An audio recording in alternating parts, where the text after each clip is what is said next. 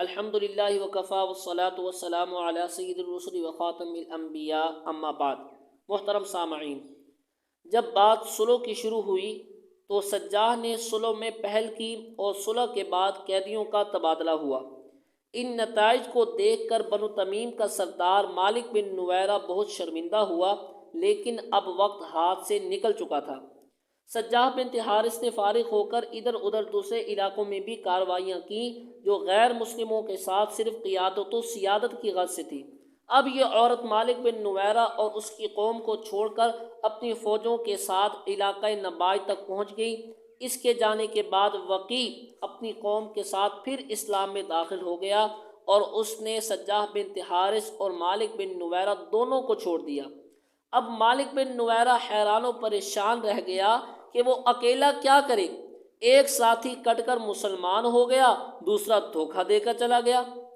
سجاح بن حارث نے مقام نباج میں جا کر ایک سخت جنگ کی۔ دونوں طرف سے جانی نقصانات ہوئے، لیکن سجاح بن حارث کو وہاں بھی غلبہ حاصل نہ ہو سکا اور بنو تمیم نے اس کا مقابلہ کیا تو یہ پیٹھ دکھا کر بھاگ نکلی اور سیدھا یمامہ کا رخ کیا تاکہ وہاں مسیلمہ کذاب سے اس کی زمین چھین لے اور اپنا اقتدار وہاں قائم کر لے۔ سجاح کے کمانڈروں نے اس سے کہا کہ بنو تمیم میں ہمیں ناکامی ہوئی، مقام نباج میں بھی کوئی خاص کامیابی حاصل نہیں ہوئی، اب یمامہ میں مسیلمہ کذاب بنو حنیفہ کے جنگ آزمودہ لوگوں کو کمانڈ کر رہا ہے، وہاں آپ کو بالکل جانے کی ضرورت نہیں ہے، ورنہ سخت ہزیمت اٹھانی پڑے گی، سخت پریشانی سے دوچار ہونا پڑے گا۔ جھوٹی سجاح نے ایک مسجع کلام پڑھ کر سنایا اور کہا یہ وحی آئی ہے، اس لیے مجھے وہاں ضرور جانا ہے۔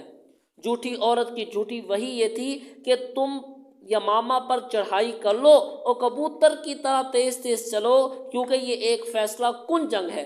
لوگ یہ سن کر متاثر ہوئے اور سب نے مسیلمہ کذاب پر چڑھائی کا ارادہ کر لیا اور سجاح بن حارث کی فوجیں حرکت میں آ گئیں۔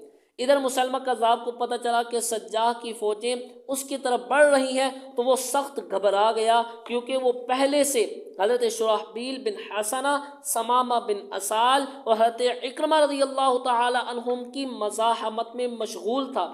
اس نے سوچا کہ اگر سجاح نے حملہ کر دیا تو چاروں طرف سے میں جنگ میں گھر جاؤں گا۔ وہ ایک مکار شخص تھا، اس لیے اس نے فوراً سجاح بن حارث کی طرف دوستی کا ہاتھ بڑھا دیا۔ آگے کیا ہوا یہ انشاءاللہ اگلی قسط میں اللہ تعالی ہم سب کو ختم نبوت کی پاسبانی نصیب فرمائے۔ وآخر دعوانا ان الحمدللہ رب العالمین۔